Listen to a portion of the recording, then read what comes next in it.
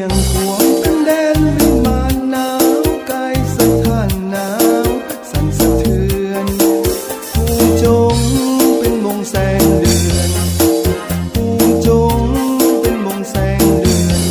เล็กน้อยลอยเลือนยามเมื่อคืนวันเพ็ญ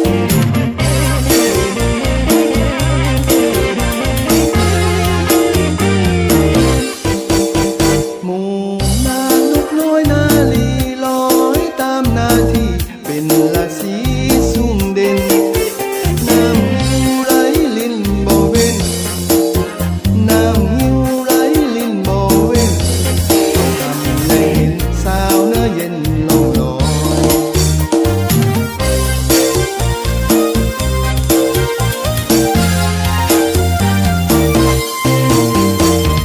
โอ้สิ่งหวานนี่เอ่ยคนนี้บ่เคยเห็นสาวงามหยาดย้อยเดี๋ยวนี้ธรรมศาสตร์จอมดอยเดี๋ยวนี้ธรรมศาสตร์จอมดอยเขาคำนังมอยผู้จงป้องงามตะการ